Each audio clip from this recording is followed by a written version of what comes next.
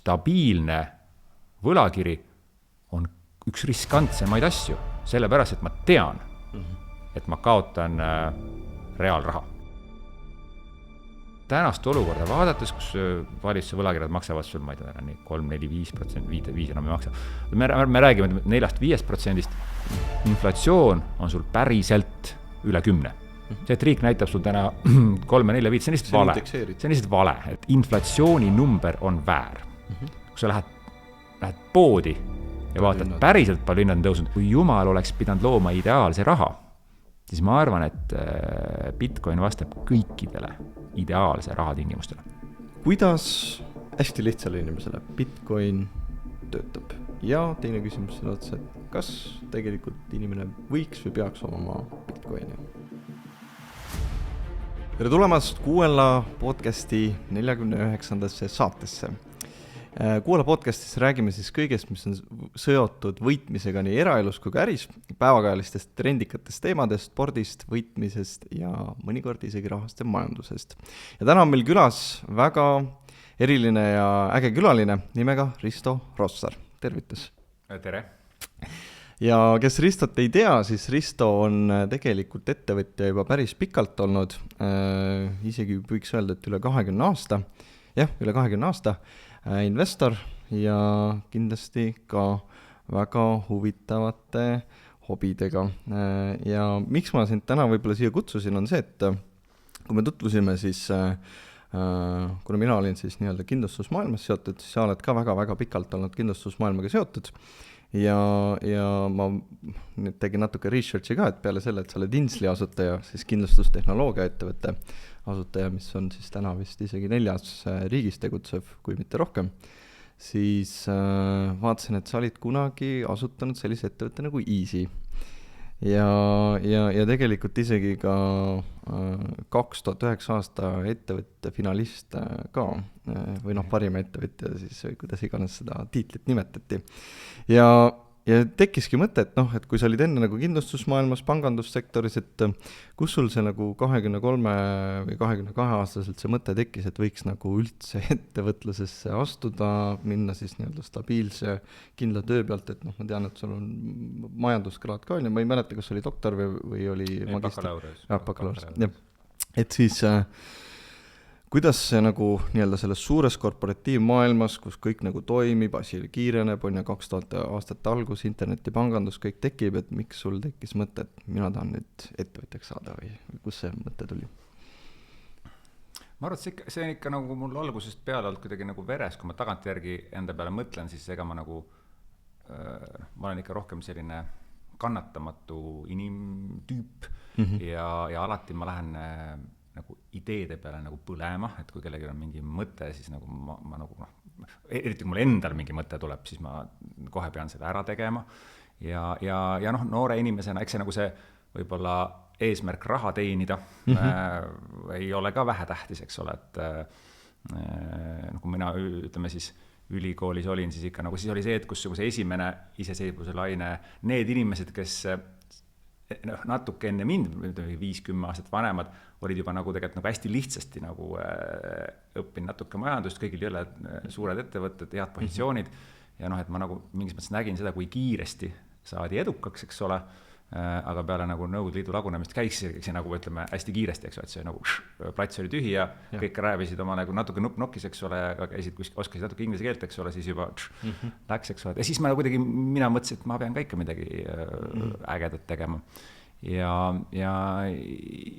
kuidas me selle siis ja siis ma jõudsin kuidagi nagu kindlustusärisse, eks ole, et ma tegelikult töötasin pangas, eks ole, ma töötasin küll Eesti kindlustuses nende investeeringute juhina ja siis sel hetkel alati see nagu ettevõtjaks saad kuidagi nii, et sa näed mingit nagu vist nagu mingit probleemi või üldiselt nagu probleemi, eks ole, mida nagu võiks lahendama minna või nagu teistpidi võimalust ja mina nagu tuvastasin sel hetkel selle ära, et millegi pärast siis oli see interneti nagu .com boom oli see alal enam-vähem, eks ole, et kõiki asju sai juba nagu internetis osta, pangatehinguid sai internetis teha, ma ei tea, isegi jalanõusi sai internetist osta, mööblit peaaegu juba on ju, aga kindlustust nagu ei saanud. Ja siis see tundus ma täiesti nagu jabur, et see on täiesti digitaalne kaup ja miks ma seda ei saa internetist osta. Ja noh, sealt see nagu vist minema läkski ja kuna ma töötasin siis juhuslikult kindlustusseltsis, mitte küll kindlustuse peal, vaid nende investeeringute juhina, siis ma nagu läksin üle koridori ja küsisin, kuulge, et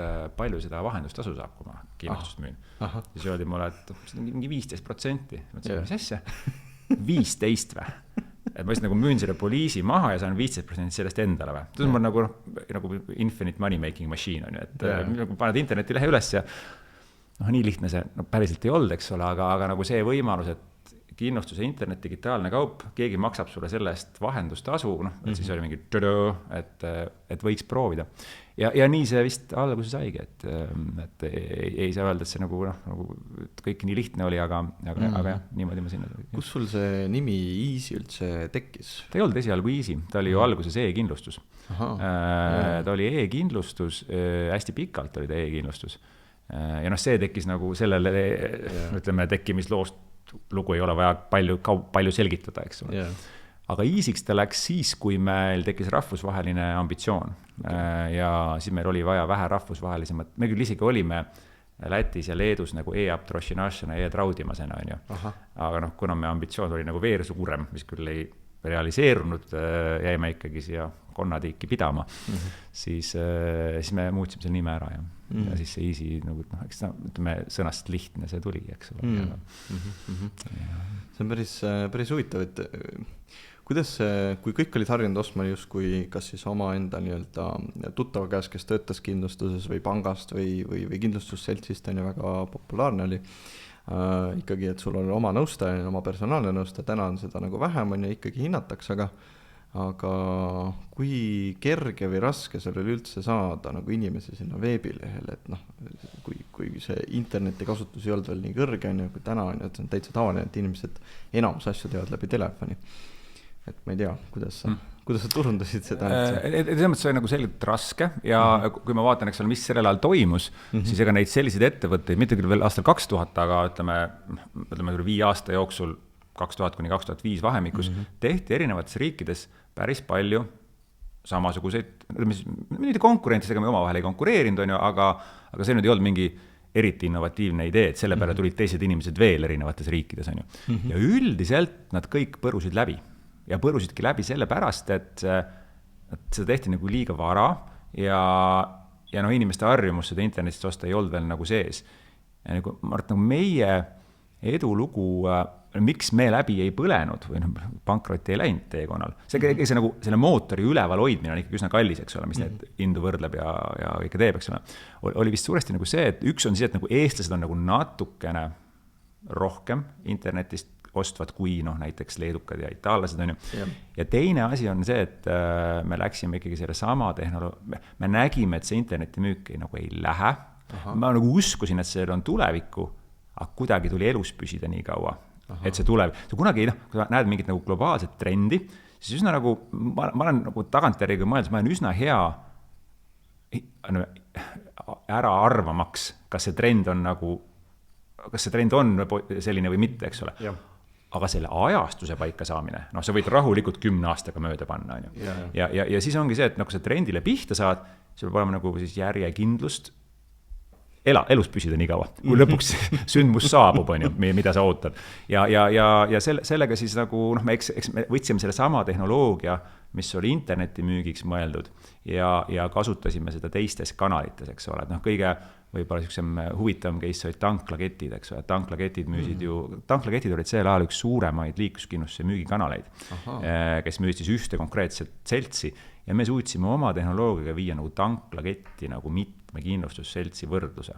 See oli üks nagu huvitav case, mis tekitas meile käivet ja lisaks tekitas tuntust, eks ole. Kui inimesed tanklas ostsid, nägid seda e-kindlustuse värki, siis nagu lõpuks nad tulid sellest kanalist paremasse kanalisse, on ju. Aga me saime nagu tasuta reklaami, saime tulu ja neid kanaleid oli veel, liisingud, pangad, ka ütleme tavaliste maaklerite efektiivsemaks muutmine.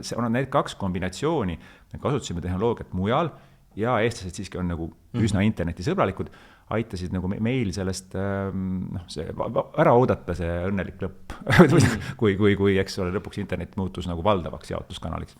see oli väga huvitav, et sa seda ütled, sellepärast et see tuletab mulle meelde natukene Apple'i lugu, et Apple ju ka tegelikult Steve Jobs ei läinud otse lõpptarbijani, läks ju retaileri juurde ja sealt oma siis nii-öelda justkui müügid sai nagu käima, on ju.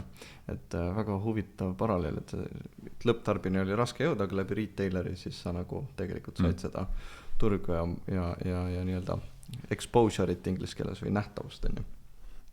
Aga kui sa võtad tagasi kooliaega näiteks, et kas sa siis olid ka selline ettevõtlik või sa pigem olid selline, kuidas ma ütlen, aktiivsem võib-olla mingites, ma ei tea, kooliorganisatsioonides või lihtsalt tegid oma asja ja kuidas sa... Ma vist ei olnud jah, et kui sa nagu vaatad praegu, ma ei olnud nagu see tüüp, kes on klassiliider ja müüs kõikidele Coca-Colat ja ei, ma pigem vist olin lihtsalt vaikne Irek on nagu liiga, ma olin nagu päris tavaline, ma olen täna ka tavaline inimene, aga minus nagu seal kooli ajal mingit sellist nagu ettevõtlusvaimu ja mingit hullu korraldamist, et ma nagu korraldaks hullult üritusi ja oleks organisatsioonide liige. Seda minus ei olnud. Ma olin pigem, tegin asjad ära ja isegi ma mäletan ülikoolis esimene kord, kui ma pidin minema klassi auditooriumi ette midagi esitlema. See nagu, kui kujutad ette ühte läbikukkumist, see on nagu täiesti nagu kašmaar. Nagu, see on nagu piinlikkus kuubis, kui me tegime mingit grupitööd, mine sina, Risto, esitle seda. Ma mäletan, kes veel Märt Meerits oli meil õpetas mingit ainet selle, siis ma läksin klassi ette, see on nagu nii piinlik. Ja siis ma kuidagi nagu, siis järgnevad korrad, kui ma pidin minema midagi esitlema, siis ma tegin nagu nii suure ettevalmistuse, et ma lihtsalt nagu ja siis ma nagu, ja siis ma vist õppisin nagu seda, et isegi kui sa midagi tugev ei ole, sest nagu sa saad selle nagu omale selgeks teha, eks ole, et tänane julgen siin juba rääkida, ei ole näost punane või midagi, et ma arvan, et ma nagu see ettevõtja ja liider minust tekkis ikka tükk aega hiljem kui koolis ja ma olen ka nagu natuke teistsugune liider kui ütleme siis siuke nagu karismaatiline Donald Trump, eks ole, et see seda minus võib-olla nagu ma olen rohkem nagu eesmärk nagu ärategija, mul on nagu kaks asja, ma teen asjad ära ja ma saan nagu trendidele pihta. Võib-olla on nagu vähem selline lava peal ja visiooni müüa, aga ma olen seda endas arendanud, eks ole, ma tean, et see on oluline ja siis kuna see mul loomulikult ei tule, siis ma olen selle poolega võib-olla natuke tööd teinud. Väga põnev. Ma korra kerin siis natukene edasi, et ülikooli ajast need esimesed nii-öelda töökohad, miks pangandus või üldse investeeringud, et kuidas see su nagu huviorbiidile sattus? Seal oli kõige rohkem raha, eks ole, ja see nii ongi, et kui mina olin ka ülikoolis, siis ikkagi neid noori inimesi üritati ära näpata ja siis mul minu üks kursus vanem siis nagu tegelikult mu sõber, me tundsime üksteist, töötas, kus see töötas? Hoiupangas. Siis tuli ülikooli koridoris minu juurde, kus sa oled päris nutikas selle, et äkki tahad aktsiaanalüütikuks tulla. Muidugi tulen. Et siis kui nagu pangad olid sellel ajal nagu kõrged palgad, sinna, eks ole, meelitati talenti, siis ma loogiliselt läksin sinna, kuhu mind kutsuti, et ega vist nii see nagu, ja sealt see nagu investeerimis, ja ülikoolis õppisin majandust, eks ole, ja sealt ma sain nagu esimese investeerimis nagu teooria ja praktika ja siis eks mingi hetk ma tegelen sellega vähem, kui sa oled ettevõtja, eks ole, siis sul on nagu rohkem, siis sul raha põhimõtteliselt ei ole, kogu su raha on nagu virtuaalne, kas sa näed, et sul on jõle palju raha kuskil, mida sul tegelikult ei ole, mida investeerida ei saa, ja teistpidi palka nagu eriti ei ole, eks ole, et mida sa siis nagu investeerimise peale mõtled, eks ole. Aga siis, kui me easy maha müüsime, siis ma, ütleme siis, mingis mõttes olin sunnitud ja positiivses mõttes investeerimise juurde tagasi tulema, et siis ma pidin hakkama mõtlema, kuidas ma ta vara siis nüüd säilitan, eks ole. Ja siis sai minu siis nagu teine investori ajajärk algas siis. Väga põnev. Ma ei tea nüüd, ma olen kuulnud lugusid, et isegi kohanud inimest Ameerikas kes aitas ehitada, ma nüüd võin eksida, kas oli Hoiupank või mõni muu pank, mäletas väga hästi, et 20 aastat tagasi elasin mina siis Kentmani tänaval ja aitasingi pankasid üles ehitada Eestis. Ja mõtlesin, et vau, et väga huvitav, mina olin siis, mis olin 21-22 ja mingi siuke 40-50 aastane tüüp ütleb, et Eesti, et noh, tuleb meelde küll, ma olen Idahos, mis see tõenäosus on, et mingi tüüp on Eestis panku ehitanud, on ju. Aga ma olen kuulnud lugusid, et oma mingi 30-40 pank oli tol ajal Eestis, ma ei tea, kas see vastab tõele või mitte. Väga võimalik jah, et neid oli selgelt nagu palju, et võis muidugi olla jah. Täna on vist neid, nii-öelda ühe käe sõrmedel võid neid kokku no jah, et eks ütleme, see on nagu natuke see tänase maailma probleem, eks ole, et kapital ja regulatsioon konsolideerib ära, eks ole, mis on nagu see on nagu jah, ma arvan, et see ei ole hea, eks ole. Kas monopoliseerib turgu või siis absoluutselt, et kui sa nagu mõtled regulatsioonide peale, siis nagu regulatsioonid peaksid kaitsema tarbijat. Ja lühiajalises perspektiivis ja mingitel hetkel nad seda teevadki, eks ole. Aga tegelikult, kui sa nagu seda küsimust nagu edasi küsid ja nagu sügavamale sinna jänese urgu lähed, siis tegelikult saad aru, et regulatsioonid kaitsevad suuri tegijaid, eks. Regulatsioonid on kõige parem viis suurtel pankadel, kindlustusseltsidel, telekomidel, kellel iganes turg ära konsolideerida, sellepärast, et regulatsioonid ja kapitalinõuded, eks ole. Et kui sul nagu uue panga tegemiseks on vaja 1 miljon paberit regulatsiooni toota, 20 inimest tööle võtta ja 100 miljonit eurot kuskilt leida, siis on selge, et neid panku ei teki. Ja kui sul on väike ja efektiivne pank ja sul siin nagu regulatsioonidega kogu aeg survestatakse, su püsikulusi suurendatakse läbi selle eesmärgiga loomulikult tarbijat kaitsta, eks ole, siis lõpptulemus on see, et need suured ostavad need väiksed ära, sest väikse panga üleval pidamine muutub liiga kalliks ja siis nagu iseenesest see kõik tundub, et aga suured pangad ongi ju turvalisemad, eks ole. Ja nagu mis selle tulemusena juhtub, et sul nagu tegelikult sa võtad väikse riski ära, sa elimineerid sa ei luba teha väikseid vigu, aga sa tekitad süsteemse riski, eks ole. Kui sul terve süsteem on nagu 2 panga käes ja seal midagi juhtub, siis on nagu põhimõtteliselt game over, aga õnneks on valitsus, kes siis loomulikult need nagu ära päästab, eks ole. Ja siis nagu natsionaliseerid kahjumid, eks ole. Ja see on see, mis meil täna juhtub, eks ole. Et kui nüüd Swedbank, kindlasti see ei ole case, eks ole, aga teoreetilise case'i, et seal oleks tehtud mingisugune võetud jaburat valuutariski näiteks, eks ole, või ostetud USA valitsuse võlakirju, nende väärtus on 70% langenud tänu intresside tõusule, eks ole.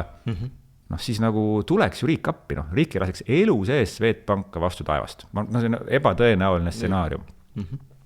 Kes selle kinni maksab? Meie. Ja nüüd, kui sa oled nagu see domineeriv 1 või 2 panka, siis mis su motivatsioon on innovatsiooni teha?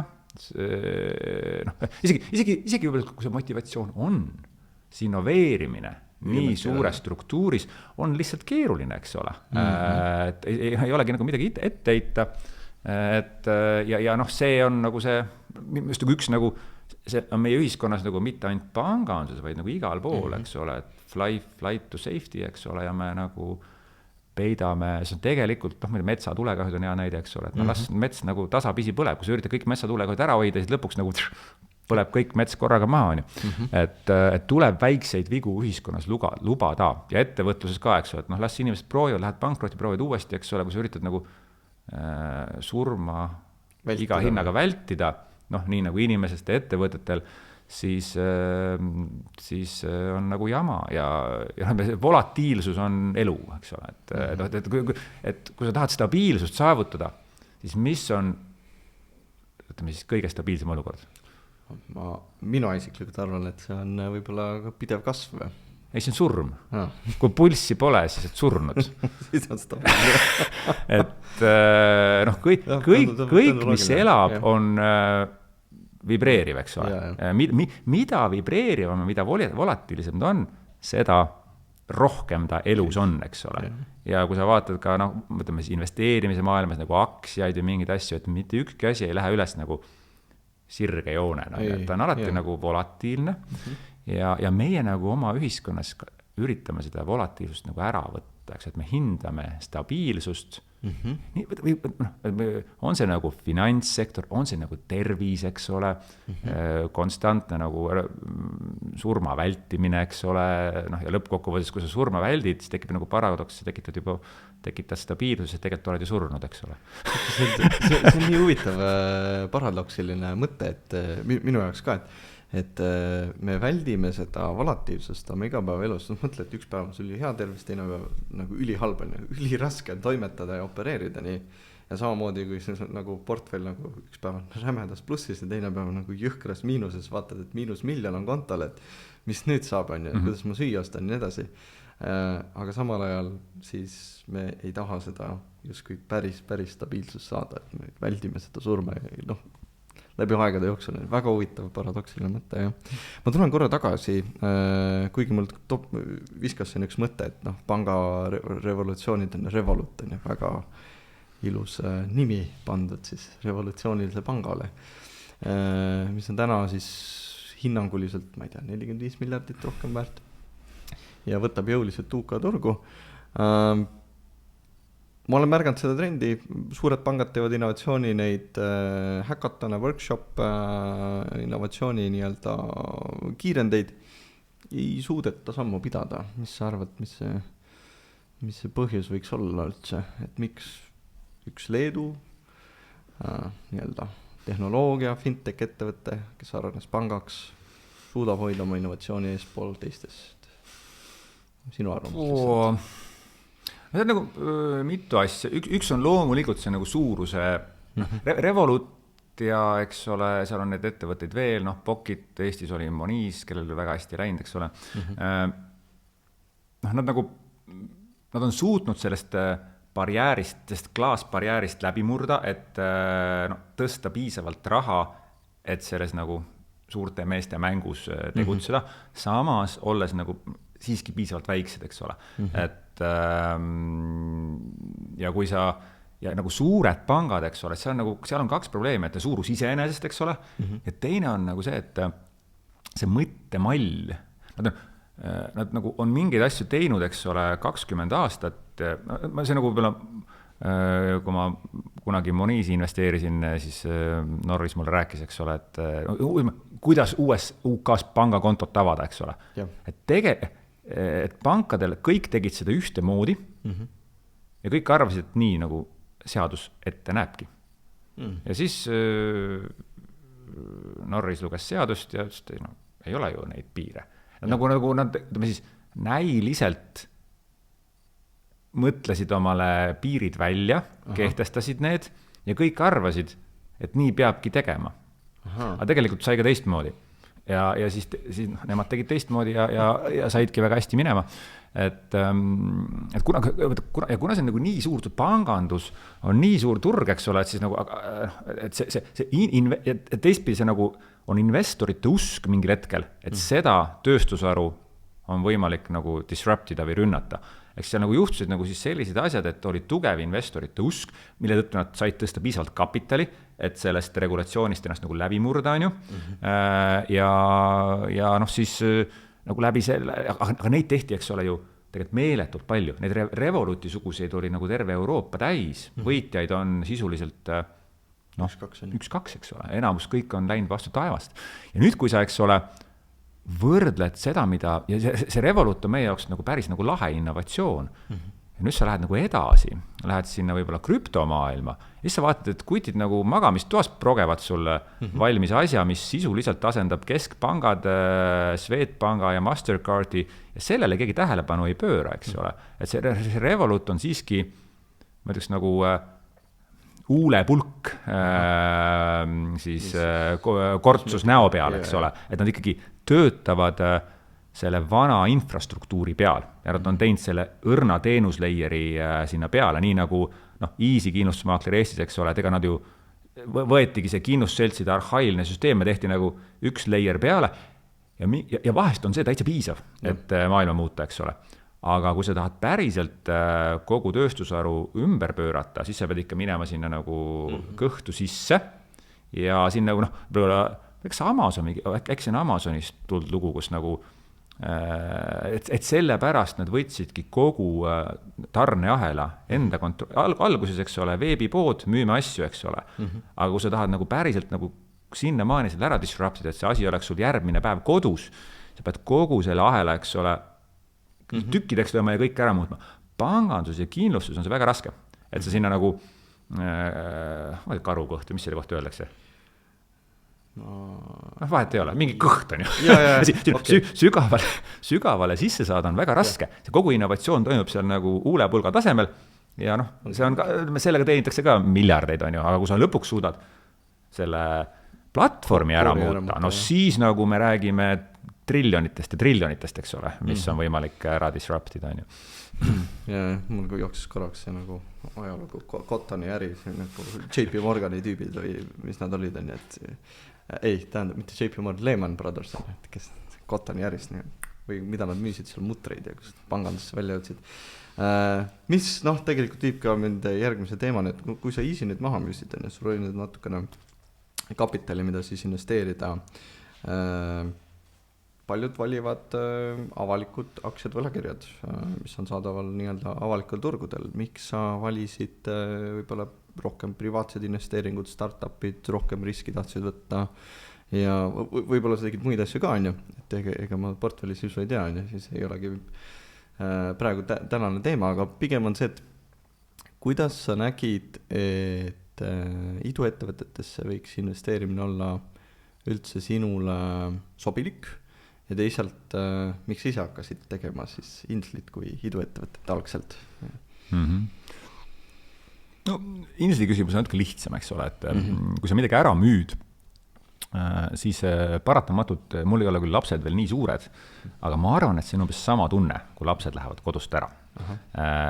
Ja sellest tulenevalt ma vaatan mõningaid ettevõtteid Eestis, keda juhivad nagu juba need 70-aastased inimesed, ja nad tegelikult muutuvad selle ettevõtte jaoks koormaks, eks ole. Tegelikult on mõistlik see nagu mingil hetkel ära müüa, anda see uutele inimestele, kes seda edasi viivad, aga seda suudad teha ainult siis, kui sul on nagu järgmine asi, mida teha. Sest muidu tekib sul siuke nagu lapsed lähevad kodust ära ja ma lähen depressiooni. Mul oli see Eesti nagu kõige suurem kindlustusmaaklerfirma. Nüüd teised nagu mingid tüübid mängivad selle mänguasjaga ja mul ei ole nagu mitte midagi teha. Mul on küll raha pangakontol, eks ole. Aga raha nagu see on nagu hetk lahe, aga siis tekib küsimus, mis on elu mõte, eks ole. Ja ma olin nagu piisavalt noor, eks ole, ja see Insli selles mõttes nagu ma arvan nagu lahendas kaks asja, et mul nagu oli, mida teha ja ma uskusin sellesse rohkem kui Easysse ja ma tahtsin midagi luua ja edasi teha ja sealt see nagu, siis see nagu ettevõtte müük ja uue tegemine oli nagu, läks nagu hästi kokku, eks ole, muidu ma võib-olla oleks võinud pensionile minna ja see nagu natuke vara, eks ole, või oleks võinud siis podcasti teha või midagi. No mis on ka nagu okei, eks ole, siis on nagu see, siis ei tulnud selle peale. Ja siis nagu selle investeerimismaailma juurde, et miks eks ma ju oman aktsiaid ka, aga minu nagu investeerimisteekond, täna minu arusaam nagu riskist on nagu hoopis teistsugune kui tavalistel, me nimetame neid TradFi prodeks, eks ole, kes teevad 60-40 portfelli, eks ole, panevad 60% võlakirjadesse, 40% aktsiatesse. See on jabur portfell. Et investeerimine minu jaoks on pikaajaline tegevus. Kui sa kasutad sõna investeerimine, siis ei ole nii, et äkki 6 kuu pärast on seda raha vaja, et see on nagu erinev asi, et mul on nagu mingi raha, eks ole, elu läheb halvasti, ma suudan see aasta-paar nagu hakkama saada, on ju, aga ülejäänud on investeerimine ja see on nagu, see sõna tähendab, et see on, ütleme siis 4 aastat pluss, eks ole. Ja siis nagu minu arusaam riskist on nagu kuidagi totaalselt teistsugune kui siis nende tavaliste finantsvabaduse maailma gruppis olevate influentside arusaam riskist. Ja see läheb selle sama volatility is vitality juurde, eks ole, et minu jaoks stabiilne võlakiri on üks riskantsemaid asju, sellepärast, et ma tean, et ma kaotan reaalraha. No see on nagu tänast olukorda vaadates, kus valitsuse võlakirjad maksavad sul, ma ei tea, 3-4-5%, 5 enam ei maksa. Me räägime 4-5%, inflatsioon on sul päriselt üle 10. See, et riik näitab sul täna 3-4-5, see on lihtsalt vale. See on lihtsalt vale, et inflatsiooni number on väär. Kui sa lähed poodi ja vaatad päriselt palju hinnad on tõusnud ja inflatsioon on iga ühele jaoks ka nagu erinev, eks ole, et kui sa ostad makarone, siis sul on üks inflatsioon, kui sa koolitad lapsi ja sööd punast liha, siis su inflatsioon on hoopis teistsugune kui siis, kui sa ostad makarone, eks ole. Ja minu inflatsioon on, ma arvan, ma ei tea, ma vaatan, äkis 30-40%. No, see on, kui ma vaatan nagu see, mida mina tarbin, siis see on läinud üles 30-40% aasta. Ütleme, et see on 10, oleme konservatiivsed. Ehk siis, kui ma ostan neid 60% minu portfellist oleks seal võlakirjades, siis ma lihtsalt hävin 5% aastas, mis tähendab seda, et ma ei tea, nagu minu elu lõpuks on kogu raha läinud.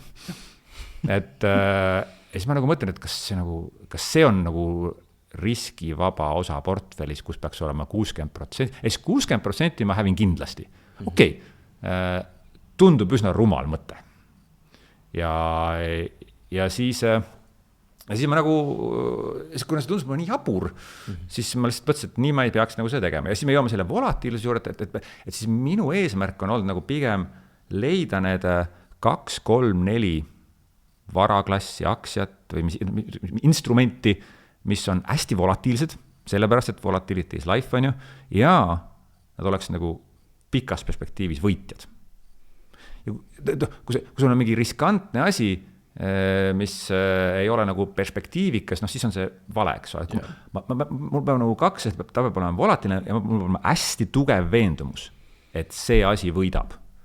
Ja sellele nagu vist olen ma oma investeerimisstrateegia üles ehitanud ja kui sa tead ja sa saad sellest nagu aru, ainult siis oled sa võimeline neid miljoni euroseid kahjumeid välja kannatama, sest see on investeerimine, seda vist, ma ei tea, kas Buffett või keegi öelnud, et investeerimine on raha liigutamine kannatamatutelt kannatlikele, eks ole. Ja kui ma vaatan tavaliste inimest, jällegi ma olen ka tavaline, vaata ka enda käitumist olukorras, kus turg kukub 30-40% ja siis ma pean minema ostma, see on psühholoogiliselt nii raske. Et isegi kui ma olen seda 10 aastat teinud, ikka nagu mul tead käsi väriseb ja ma vist tunnen nagu, et ma vist nagu lähen nii tugevalt nagu teiste arvamusele vastu ja siis sa ju küsid, et kas sa oled nagu peast soe on ju ja siis selles olukorras sul peab olema hästi tugev veendumus, et see vara, mida sa ostad, on tegelikult võitja, eks ole. Ja siis on minu kogemuse järgi, olen mina teeninud kõige rohkem raha, eks ole. Kui see on hästi tugev nagu intrinsic value on nagu tobe sõna, eks ole, et ütleme siis nagu vara, minu maailmas on nagu Bitcoin, eks ole, on ka veel üks, mul on hästi tugev usk näiteks Teslasse täna on ju viimasel ajal tekkinud, on mingid asjad, millesse ma usun ja siis ma nagu suudan sealt põhjast nagu osta, eks ole. Ja see ongi nagu vist see nagu embrace the volatility ja see on eriti tugevalt tuleb välja, kui minu teeks korraga nagu palju raha, kui sa säästad, eks ole, sa nagu paned iga kuu kõrvale nagu mingi raha ja siis on volatiilsus ülihea. Ta on hästi volatiilne vara, sa ostad tegelikult nagu, ostad täna, langes 30%, päris hea, ma saan odavamalt osta, eks ole. Üleile millalgi jooksis mu Twitteri feedi üks väga huvitav näide, kuidas miljonäriks saada. Kuidas on saadud miljonäriks, nagu investeerimise kõige nagu huvitavam lugu, mida on läinud. Mingi tüüp, keegi ei tea, kes see on, mingi wallet, eks ole, Bitcoini wallet, on ostnud viimast 8 aastat iga päev $30 eest Bitcoini. Ühtegi päeva pole vahel jätnud. Kujutate või? Tükk. Ja just mingi mõned päevad tagasi ületas see portfell $1 miljonit. 8 aastat, iga päev $30. Nagu ja siis ta ostis nagu tipust, ostis põhjast, eks ole, ja täna on miljonär. Päris huvitav. Dollar cost averaging, jah, just. Just. Nii et see on nagu minu selline investeerimisfilosoofia ja see on nagu hästi palju õppimist, veendumust, et sa teed, et see on õige ja siis lihtsalt nagu kontsentreeritult panustad mingitele asjadele. Võib vastu taevast minna, aga jällegi, ega see ei ole nii, et nagu ühel päeval nagu avastasin, et nagu Bitcoin. Et see on ikkagi nii, et see nagu see veendumus tekib sul nagu mingi võib-olla 3, 4, 5 aasta jooksul ja see on kombinatsioon, hakkad investeerima, sa hakkad praktiseerima ja siis sa, eks ole, kuulad tuhandete tundide koguses podcast'e, loed raamatuid, eks ole, sa pead nagu tegema mõlemat, sa pead nagu teoreetilise baasi tugevaks tegema, sa pead praktikas, eks ole, seda ostma, kogema seda ja siis sa lõpuks, siis sul tekib nagu see tugev veendumus, eks ole, et sa ei saa nagu mitte kellegi tekkida nagu nii, et Risto ütles, et mina osta Bitcoin, jälle ostan ja siis on nagu üsna kindel, et sa järgmise kukkumise ajal lähed müüd selle maha, ilmselt vist ta eksis. Aga võib-olla eksingi. See on väga huvitav, spordis saab ju ka analoogia tuua, et ma kahtlen, et Kobe Bryant võis mõelda nooruses, et korvpall on this is the only way, on ju, et aga näed, läbi aja on ju, isa tal mängis korvpalli ja siis kogu see praktika, mis ta sai, siis ta sai omale kinnitust, evidence'i või nii-öelda. Kuidas evidence eesti keeles on? Tõendusmaterjal. Jah, tõendusmaterjal. Sa tõid juba Bitcoini sisse. Räägime rahast ka natukene, raha ajalugu. Ma lugesin kunagi raamatu, mis siis meie üks Eesti, ma ei tea, kas ta endine on, aga ütleme üks ettevõtte siis omanik Alar Tamming kirjutas siis raha ajaloost või nii-öelda teekond raha alkeemiasse. Väga põnev lugemine oli, vaatasin, et päris huvitav, paberraha esimest korda Hiinas, 800-900 sajand, siis seal vahepeal muutusid asjad, siis mingi hetk tuli tagasi. Promissory note, tulevikulubadus, mis võib-olla täna maksab midagi, homme me ei tea, palju see maksab, on ju. Ja väidetavalt siis Hiina kaupmehed lihtsalt ei jõudnud oma vaskmünte kaasas kanda ja stoorisid seda kuskil siis oma institutsioonis või kus iganes.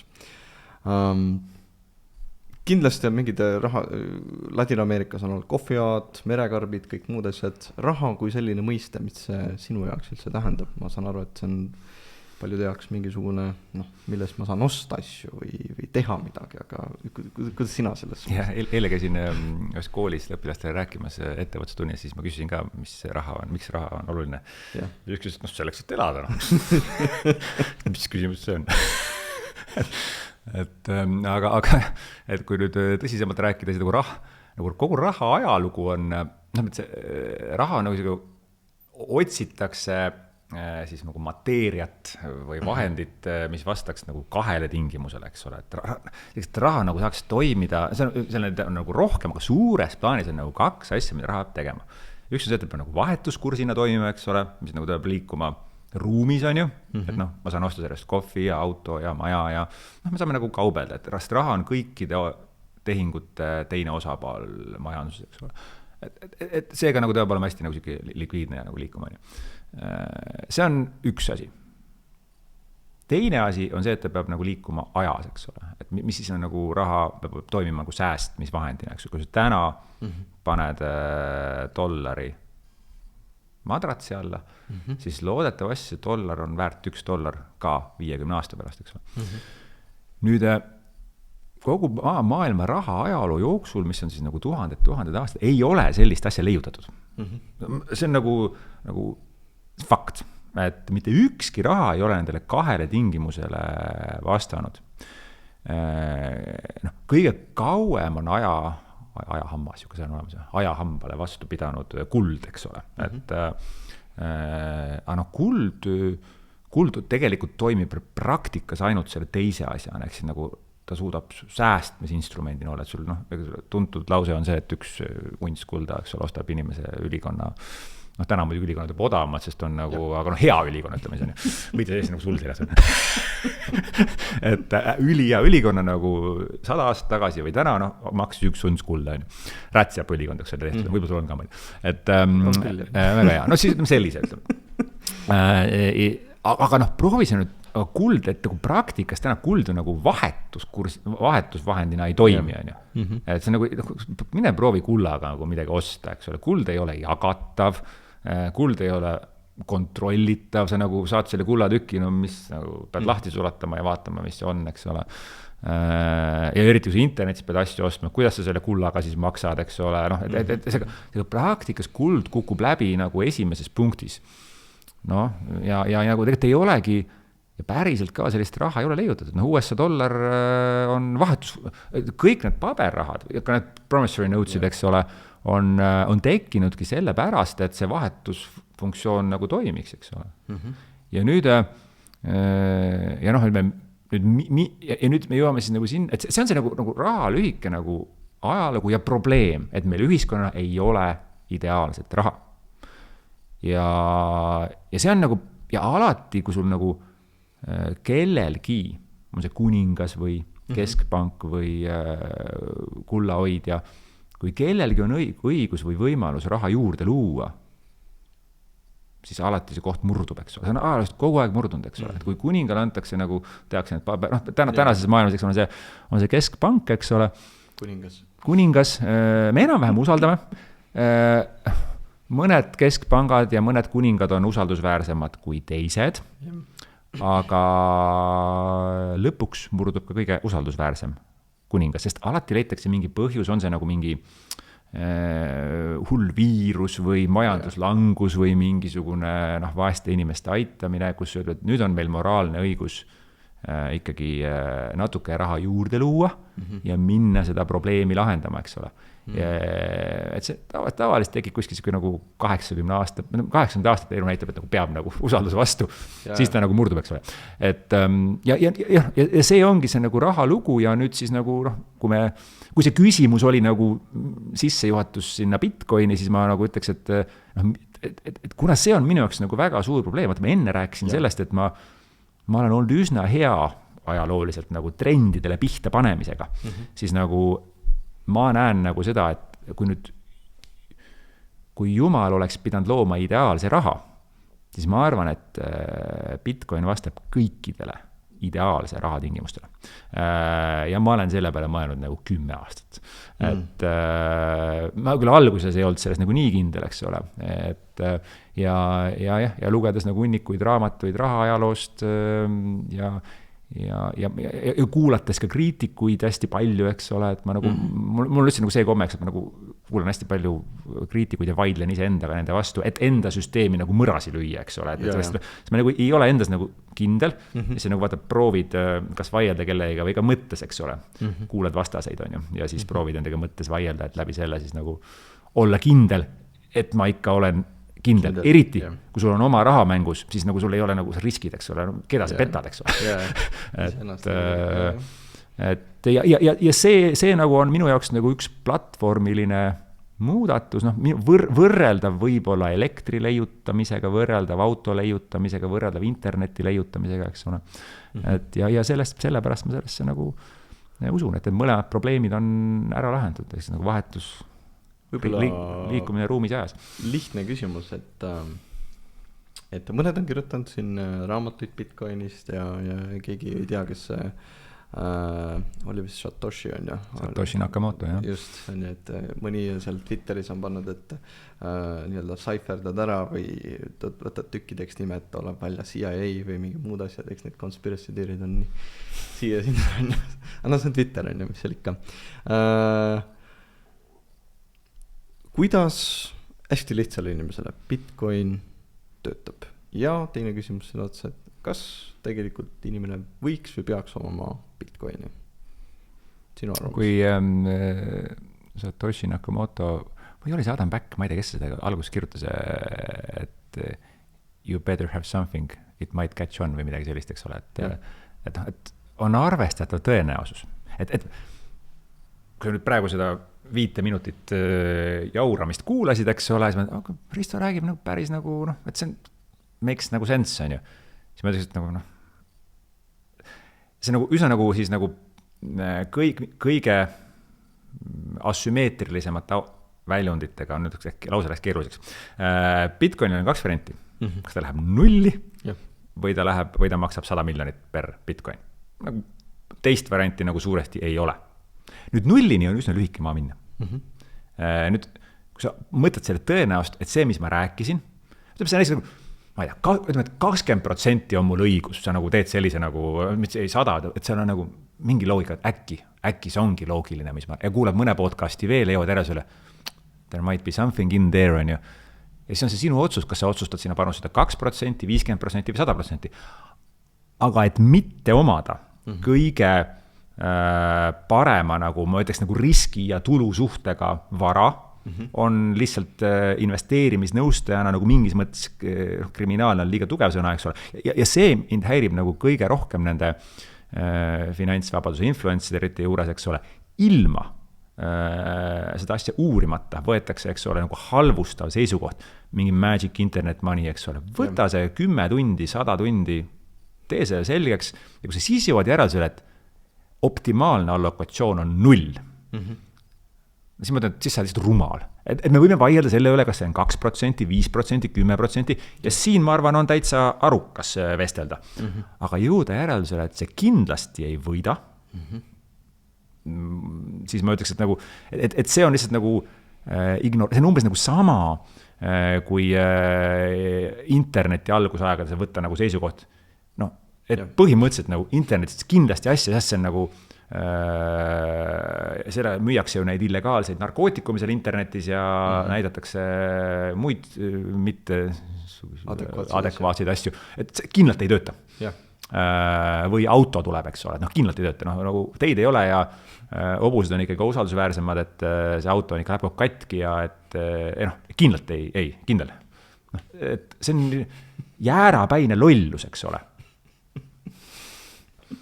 Elekter, et nagu jumal ohtlik on, et nagu see on nagu see, muidugi peaks midagi olema, jah, et aga iga ühele vastavalt tema riskiprofiilile, eks ole, et ja koos õppimisega on ju, et nagu aru saama, see on ükskõik kuhu sama raha paned, eks, et parem on aru saada, kuhu sa seda paned. See oleks just väga mõistlik, jah, et aga ma olen, sa oled varasemalt ka erinevates podcastis rääkinud, et mida ma siis kodutööna natukene tegin, et meeletu energia, meeletu jõud, mis läheb sellesse, et üldse ühte Bitcoini teha või mintida või kuidas iganes on ju, plokiahel üldse. Selle peale on ju üritatud Bitcoini neid koopiaid teha, ma ei tea, kui palju on ju.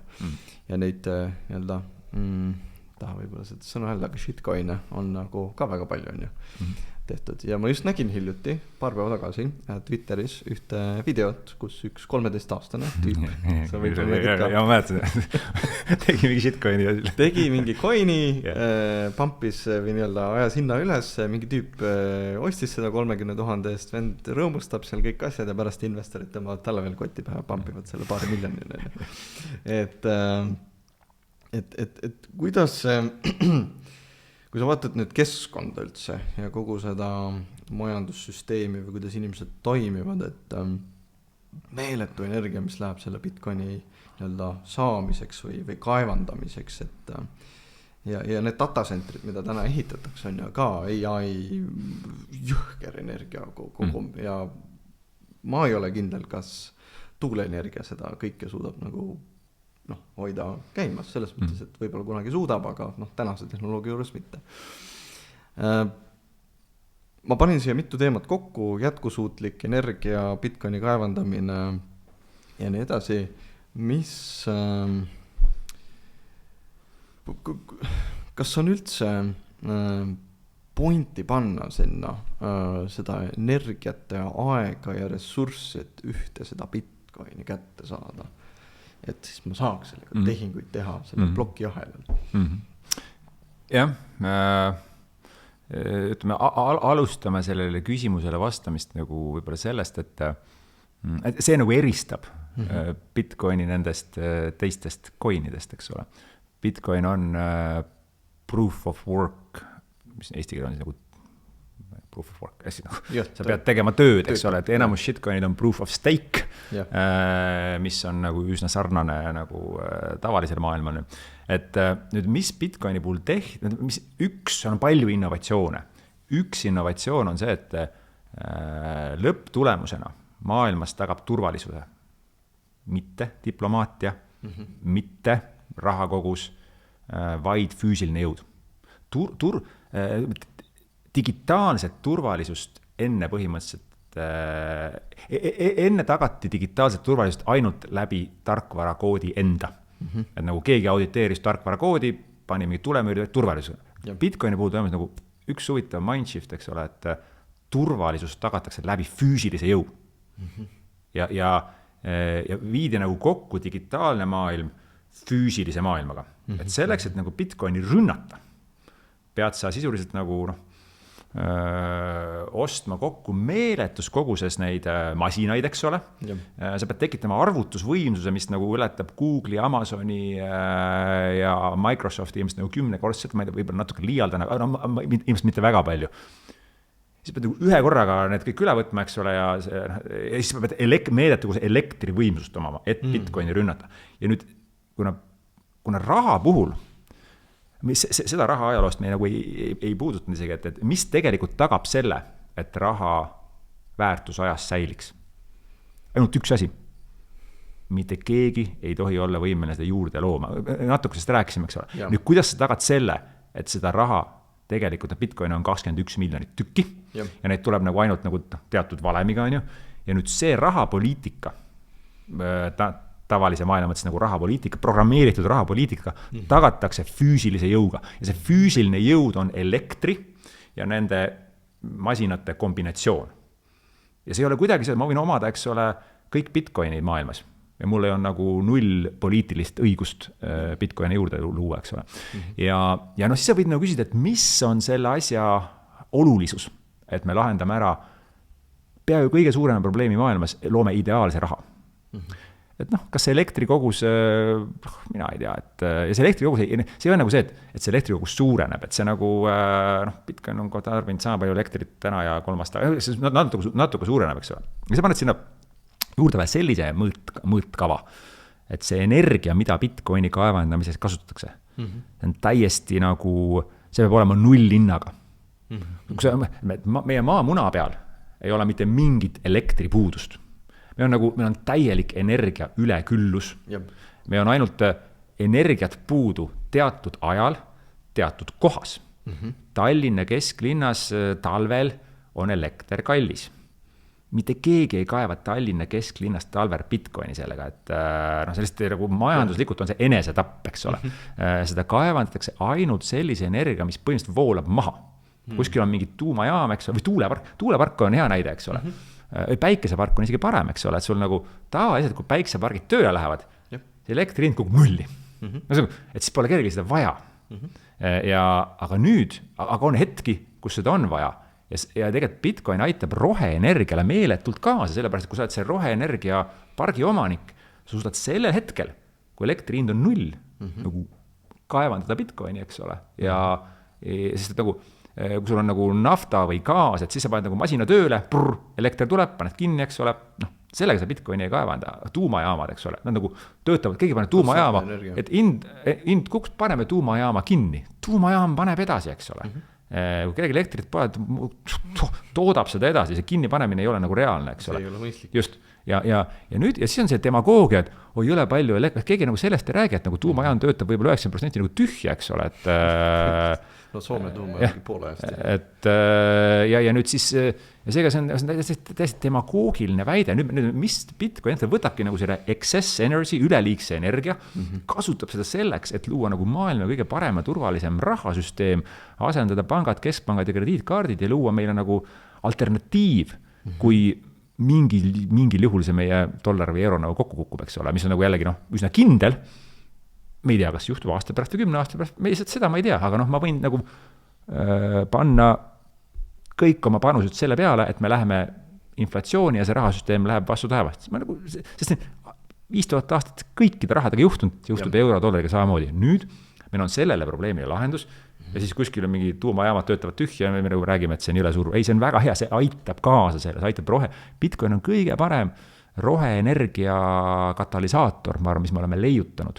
Ja sellest on lõpuks nagu ka aru saadud, et ja need kõik asjad kokku panna, see on olematu demagoogiline pläma, mis tuleb sealt Euroopa Keskpanga analüütikutelt ja muudelt inimestest, kes kas neil on poliitiline agenda seda ajada või nad ei saa sellest aru.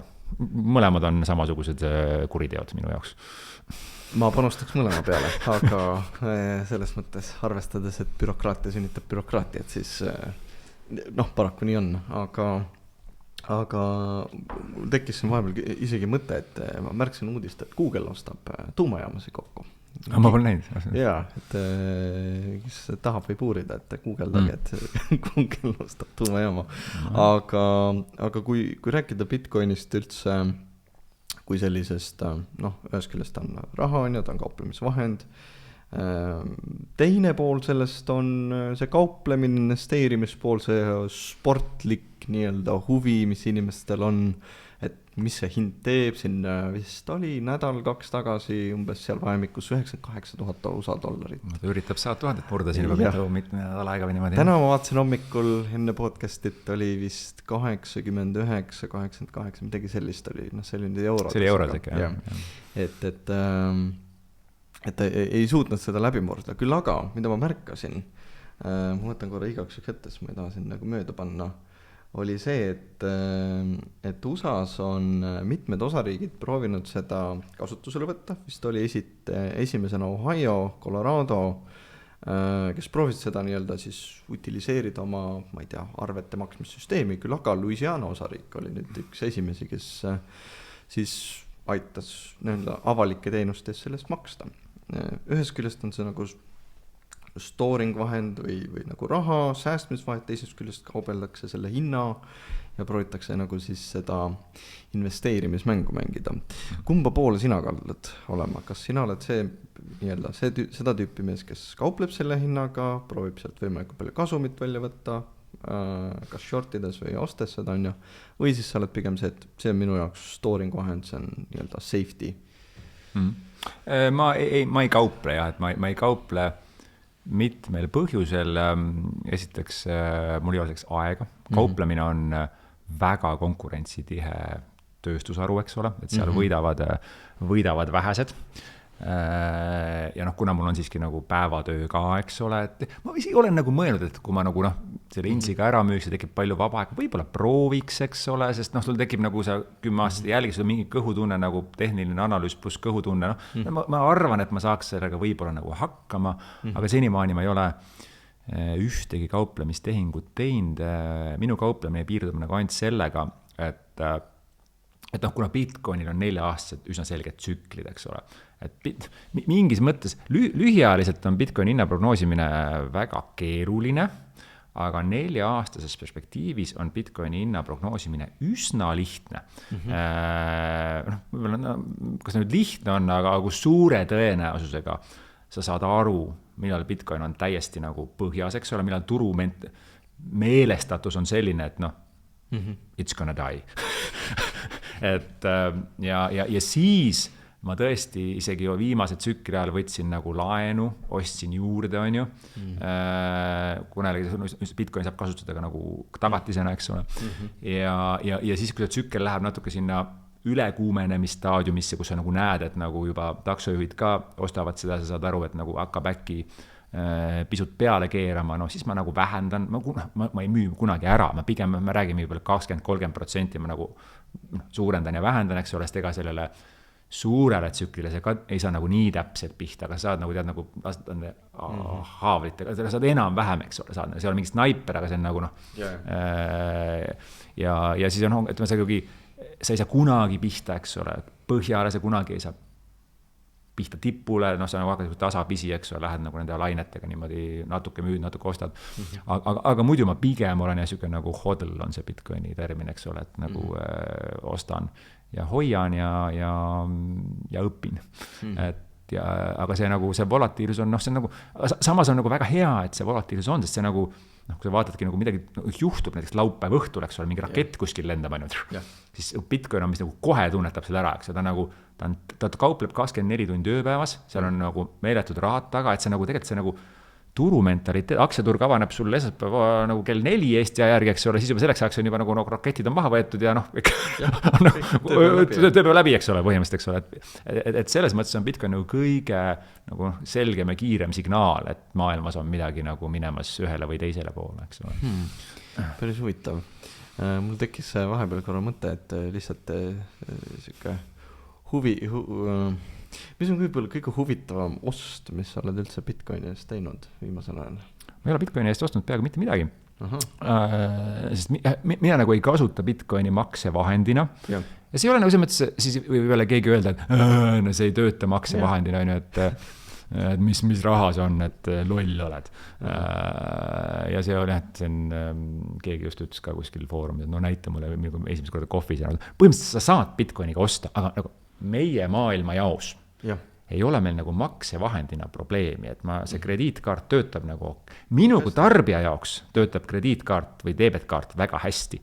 Kaupmeeste jaoks ei tööta, sest kaupmees maksab ju, ma ei tea, 1,5–2% selle eest, et makseid vastu võtta. Kui kaupmees läheks Bitcoini peale üle, hoiaks 1,5–2% kokku. Miks seda keegi ei tee? No see on nagu teised, et sisuliselt nagu see kulu on minu pealt kui tarbivalt ära võetud, mul ei ole probleemi.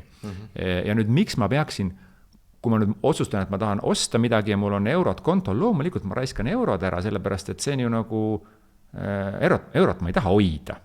Ma tean, et selles mõttes, aga on riike, kus pangandus ei ole sellisel tasemel ja nendes riikides Bitcoin maksevahendina toimib väga edukalt. Seega nagu see ei ole probleemi, sa saad isegi El Salvadoris, saad sa McDonaldsis Bitcoiniga, eks ole, osta asju, Aafrikas töötab Bitcoin maksevahendina väga hästi, et seega nagu ei ole küsimust, et on, kui näiteks meil täna pangandussüsteem kokku kukuks või midagi nagu juhtuks, käib nagu 3 päeva ja Selver hakkab Bitcoini vastu võtma, see on nagu lihtne, aga täna ei ole seda nagu otsest vajadust, ei ole probleemi, mida lahendada. Tänane läänemaailma probleem on store of value.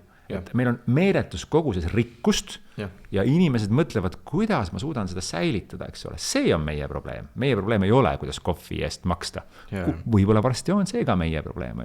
Et selles mõttes nagu, eks ole, minu jaoks on selgelt nagu täna väärtuse säilitamise vahend, mitte nagu kauplemise või kohvi eest ostmise vahend, sest nagu vahet ei ole. Kui ma lähen mingis teise riiki, ma kasutan seda valuutat, see on nagu lühiajaline, ma võin hoida ka Argentiina peesot, eks ole, 3-päevase vaatega, on okei.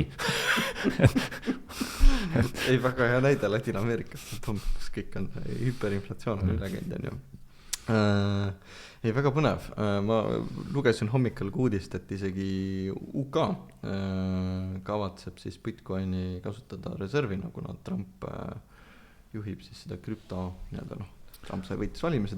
Mis sa üldse sellest arvasid? Et see on võib-olla natuke teemaväline, aga väga huvitav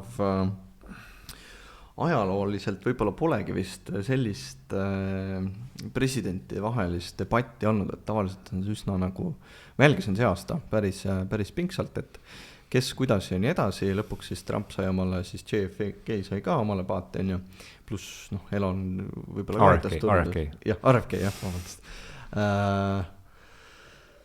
Ja vaatasin neid debatte ka ja nagu, vaatasin, et mingi nagu kiirvestlus või nii, et ei ole nagu päris arutelu või nii, et sul on 2-3 minutit aega, et vastata ja siis on teise kord ja siis on nagu mingi pingpongi mängimine seal ja minu jaoks oligi nagu väga kummaline, et see kulutus, mida ma kajastasin ühes oma uudiskirjas ka, et kulutused staffile olid nagu 10-kordse erinevusega.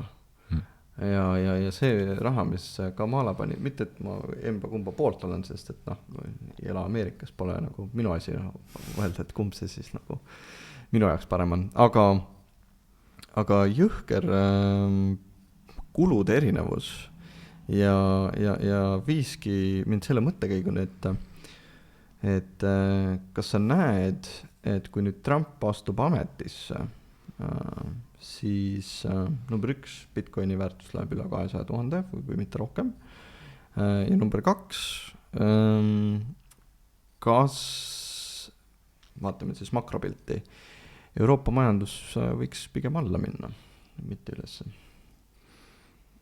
Ja Bitcoin läheb üle 200,000, siis kui seal on Trump, Harris või Bitcoin või Biden, seal ei ole suurt vahet. Mingis mõttes nagu Trump on selgelt nagu pro-Bitcoin president, eks. Esimene peale Bukele, kes on siis El Salvadori president, eks ole, et meil on nagu maailma juhtivat riiki, juhib, kui sa vaatad Trumpi ennast ja kogu seda nagu next layer management'i seal, eks ole, kõik on üli krüpto ja Bitcoini sõbralikud, et meil toimus nagu maailma juhtivas riigis juhtkond vahetus nagu anti-krüpto täiesti pro-krüpto, eks ole. Ja isegi nagu mitte pro-bitcoin, vaid isegi pro-krüpto, mina rohkem nagu bitcoini usku, eks ole, et ma nagu krüptot laiemalt võib-olla nagu nii palju ei hinda. Et selge see, et see on mulle kasulik. See on kui bitcoini uskuvale inimesele, aga teistpidi, nagu lühiajaliselt, eks ole. Nüüd, aga kui ma mõtlen nagu teistpidi, siis mida, eks ole, täna Elon Musk ja Vivek Ramashani, eks ole, teevad see kogu Doge'i tiim, eks ole, see läheb, ma loodan, et nad on edukad ja nad suudavad valitsuse kulud, eks ole, nagu suurusjärgu võrra vähendada. See, mida tegi Javier Milei, eks ole, Argentiinas on super. Nüüd ma usun, et Elon Musk ja Vivek Ramashani siis nagu Trumpi juhtiva käe all teevad selle. Ja seal on väga tugev rahva mandaat. See nagu nii tugevat mandaati ei ole üle pikka aja USA valijad andnud. Ja see mandaat sisust antigi nagu Trumpile, Elon Muskile, Vivekile ja kogu sellele tiimile. Ja ma selles mõttes nagu hoian neile pöialt, et mina arvan, et riigi kulusid tuleb kärpida. Me ei lähe nagu sellesse, eks ole, et ma mõtlen see, et nagu Trump ja Harris, mõlemad päris arvad varikud, eks ole, aga kui ma vaatan nagu otsuseid, siis mulle nagu Trumpi otsused meeldivad rohkem. Selgelt see mõjutab nagu Bitcoini. Nüüd pikaajaliselt mingis mõttes oleks nagu Harris olnud Bitcoinile isegi parem, sellepärast, et kui sa nagu, kuna Bitcoin on nagu anti-government, mida kiiremini valitsus pankrotti läheb, seda paremini Bitcoinil läheb, eks ole. Et selles mõttes ilmselgelt oleks Harrise tiim valitsuse kiiremini pankrotti viinud, sellepärast, et seal nagu on, aga ega Trump muidugi eelmise valitsuse ajal kulutas ka hästi palju, aga siis oli mandaat teine. Täna andsid valijad mandaadi vähendage kulusi, mis on erakordne, mis on eriti olukorras, kus on, see reeglina juhtub ainult nii, nagu Argentiinas juhtus, kui riik on täiesti pekkis, eks ole, El Salvadoris samamoodi, siis antakse mandaat kas Hitlerile, või positiivsele tegelasele. Mina ütlen, Milei on positiivne tegelane, Bukele, El Salvador on positiivne, Trump, ma loodan, et on positiivne, ma ei tea, eks ole, aga kui ma vaatan seda meeskonda seal, siis ma vist nagu olen nõus neile andma selle leap of faith'i, et ma arvan, et nad nagu läksid seda tegema mitte sellepärast, et demokraatiat lõhkuda, vaid tegelikult päriselt nad tahavad kulusi vähendada. Mis välja tuleb, ma ei tea, aga ma nagu vaatan, see on nagu kaks jõudu, eks ole, aga lühiajaliselt ma arvan, Trump selgelt nagu Bitcoinil on positiivne ja ma siiralt loodan, et kui see Doge'i tiim suudab valitsuse kulusi vähendada, siis äkki seal on ka positiivne mõju Euroopale, kuigi ma kahtlen, sest Euroopa on ikka nagu muuseum, eks ole, et nagu Euroopas riigi kulutusi vähendada on, see Ameerikas on lihtne, sa valid presidendi, sealt toimub nagu muutus. Kuidas see Euroopas käib, ma ei tea isegi.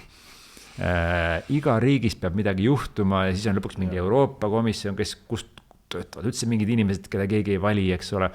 Ma ei sest mitte midagi aru. Ja et ma ei ole jah nagu Euroopa suhtes nagu võib-olla liiga optimisti, aga siiski teatud nagu spillover, kui USA selle ära teeb, sest me ju jälgime, USA on ikkagi nagu, võid küll öelda, eks ole, et USA presidendi valimised sind ei mõjuta, sa elad siin Eestis, aga tegelikult mõjutavad väga palju, sest nagu läänemaailm ju teeb väikse viitega täpselt seda järgi, mida USA teeb, et mul tundub, et nii on see olnud, on ju. Et selles mõttes nagu on nagu kahesed tunded, on ju, aga loomulikult ma siiski arvan, et nagu ma usun turumajandusse, ma usun Bitcoini ja ma tahan valitsuse kulutusi vähendada, see aitab meil kõike rikkamaks saada ja seega nagu vist nagu, et okei. Nagu ma ei tea, mis välja tuleb, aga ma olen, et okei. Aga kui sa vaatad nüüd ida poole ka natukene, Hiina, Singapur, Taiwan, kõik muud riigid, Jaapan on ju, kes seal toimetavad ja Kesk-Ida, South-East Asia, India. Ma ei tea, kui palju sa oled sinna sisse vaadanud, ma hiljuti olen natuke research'i teinud, mul on üks tiimiliige on ka Indiast pärit ja noh, rääkis ka, et noh, sarnane süsteem nagu USA-s on ju, et noh, sul on see üks nagu peaminister on ju, tegelikult on sul seal mingisugune 20+ osariiki, peast ei mäleta, aga ja kõigil on seal oma nagu nii-öelda tsentraalne süsteem, aga siis on see üks peaminister on ju, kes siis nii-öelda justkui otsustab ja põhiasi käib ikkagi põllumajanduse kaudu. Täna vähemalt. Kuigi ennustatakse, et noh, India mängib sellist, kuidas ma ütlen, neutraalset sveitsilikku mängu, et ei ole vahet, kas USA, Venemaa, India, peaasi, et või tähendab Hiina, et peaasi, et hiinlased ei, noh, nii-öelda inglise keeles ei F-overi neid. Kas sa näed, et see võiks olla ka järgmine süke, võib-olla, ma ei tea, mitte päris Singapur, aga selline äriüksus väga jõulises positsioonis, nii nagu täna Dubaisse asjad koonduvad ja Middle Easti või see on niisugune kauge tulevik kastisüsteemi. Ma nagu pean nagu tõdema, et ma kõikide maailma asjadega kursis ei jõua olla ja India on ja see Aasia on see, millest me nagu liiga palju ei tea. Küll aga mul on jäänud nagu arusaam, et India on selgelt nagu, et see on nagu riigid, mis on nagu, see on siis nagu hard times create strong men, eks ole. Et India on selgelt nagu selles faasis ja ka Hiina, eks ole, mingis mõttes, et nagu ja Jaapan selgelt mitte. Et sul on nagu rasked ajad, sul on nagu vaesusest, eks ole, ja siis sul tekib internet, siis sul tekib, eks ole, Bitcoin ja sa saad oma teenust müüa igale poole laiali, eks ole, lihtsasti. Ja kui seal valitsused ei ole nagu päris repressiivsed ja Indias mulle tundub, et nad on normaalsed, eks ole, need riigi põhimõtted seal, ei tea, eks ole, aga mulle tundub, et seal ei ole nagu sellist nagu Põhja-Korea või nagu teemat, eks see on isegi okei, ühiskond äri tegemiseks, et sealt selgelt nagu, et see riik edestab oma arengukiirusel läänemaailma nagu et suures pildis, eks ole, läänemaailm on pigem faasis, eks ole, good times create weak men, eks ole, me siin nagu oleme sotsiaalses safety netis, eks ole, padjad ümber ringi, et jumala eest, et keegi nüüd ei saaks sinikat kuskile, eks ole, ja siis keegi jumala eest ei peaks alla 2000 € kuus kuidagi vaevlema, et vähemalt 2000 peaks igaüks saama, ma ei tea, võib-olla rääksin 1000, ma ei tea, no, et me oleme nagu, selles mõttes inimesed on tegelikult nagu ülitugevad, aga kui sa neile tekitad selle safety neti ümber, siis nad muutuvad nagu, enamus muutuvad laisaks, nad ei tee midagi,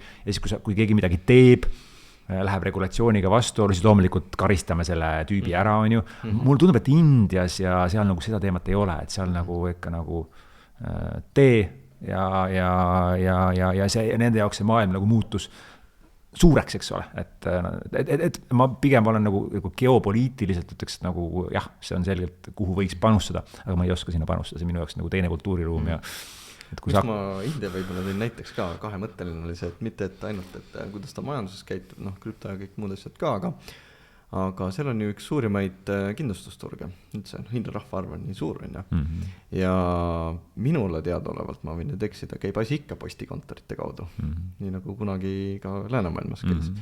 Kui palju sa näed, et InsurTech kui selline võiks seal turul ma ei tea, ma ei tea, et see on täpselt see, eks ole, et ilmselt kui ma Indiasse koliks ja seal pool aastat elaks ja siis võib-olla äkki suudaks isegi mingi InsurTech ettevõtte seal luua või aru saada, aga noh, see on et loota, et mina siit saan aru ja suudaks öelda, et see InsurTech peaks seal nagu väikest revolutsiooni tegema, on selline vist täitsa aru saada, see näiteks ülimat ignorantsust minu poolt, ütleksin India tüübid, siin internetis SMS-iga võiks seda teha, et ei, et ma ei oska seda, ma arvan, perspektiivi on arenguruumi on palju, turg on ja perspektiivi on loodame, et seal on kohalikke ettevõtjaid, kes selle ära realiseerivad.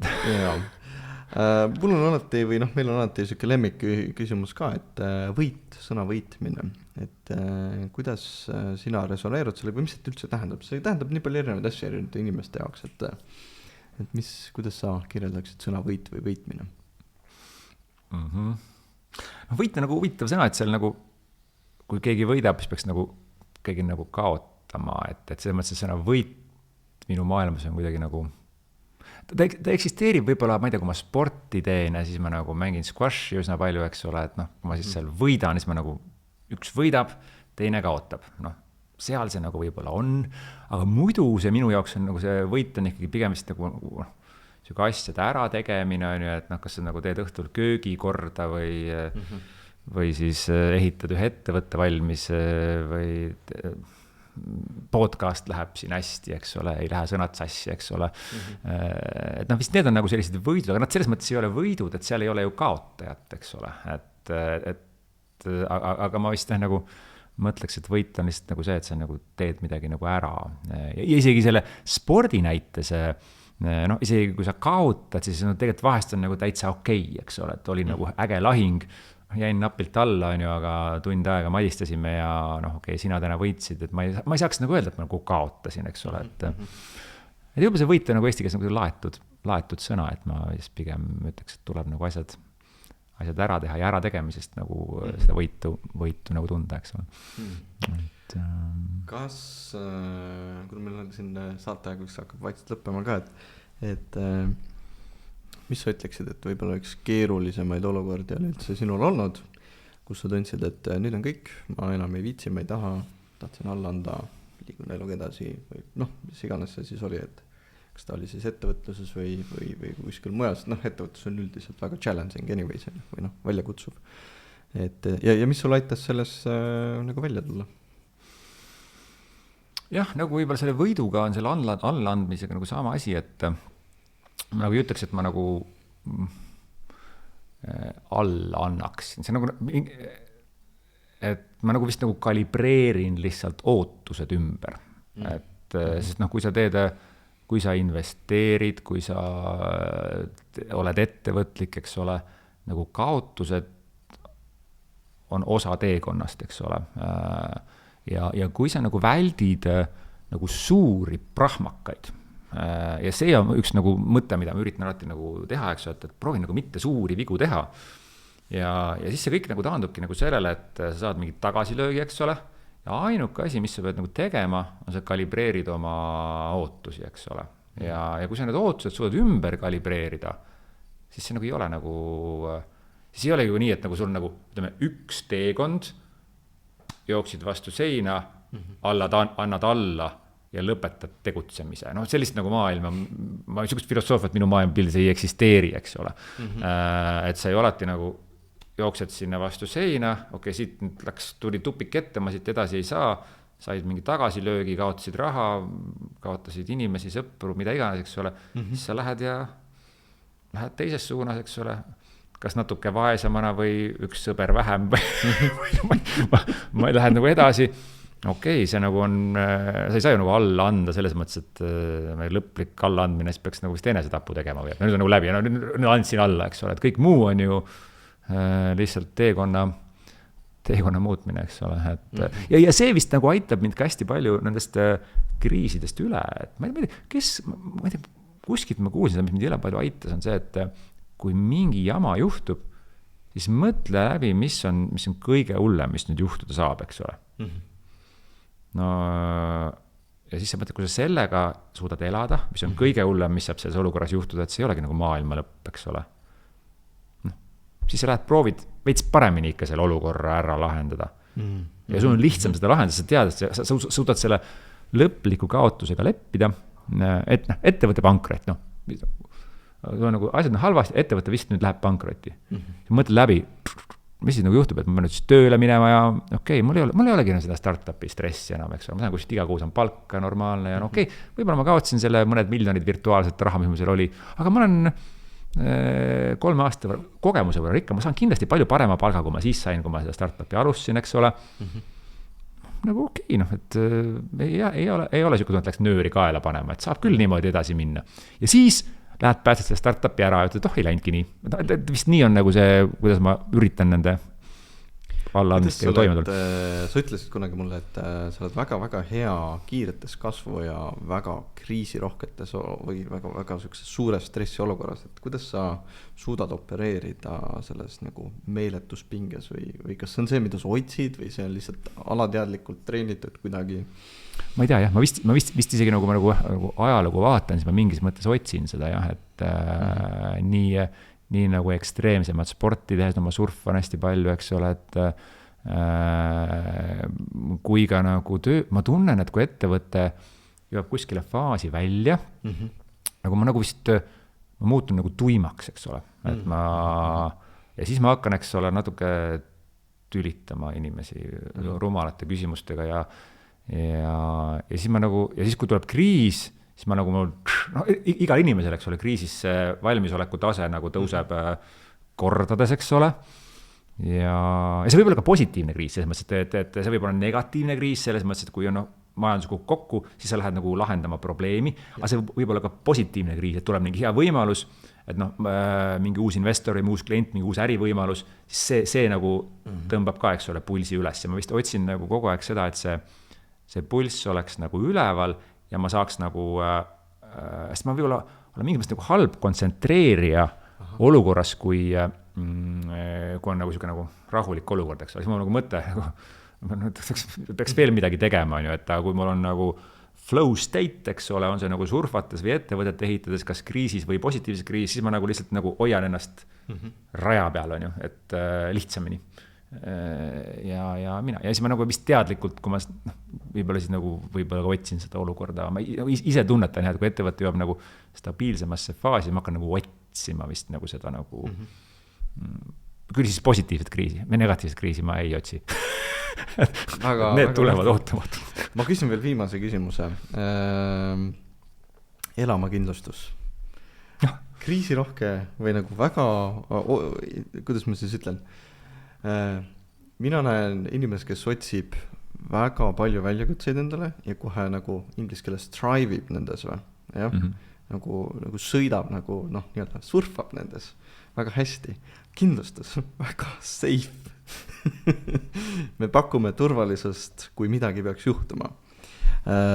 Miks sa rebrändisid täpselt sellele nimele ja kus see mõte tuli, et võiks osta kindlustusseltsi siis hinges on ju?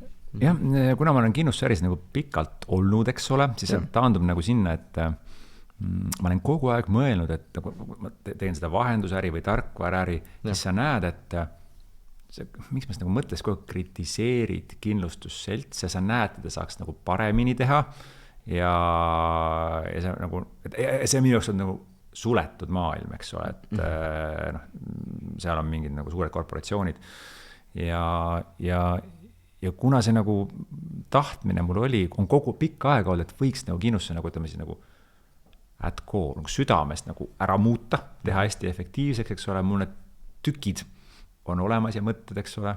Ja siis jällegi see nagu adrenaliin, et tuli võimalus, et mingi elu tõi selle hinges kindlustuse, eks ole, kuidagi minu lauale erinevate juhuste kokkusattumusel, eks ole.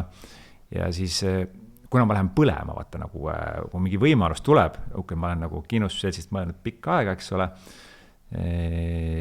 siis nagu see, võib-olla see nagu diili tegemise hiit, et see on hea võimalus, see tuleb nagu ära teha. Ja see oli hea diil, ma arvan, seal oli palju huvilisi, eks ole, ja lõpuks nagu see, ma arvan, nagu malemänguna mängisime selle päris hästi nagu välja.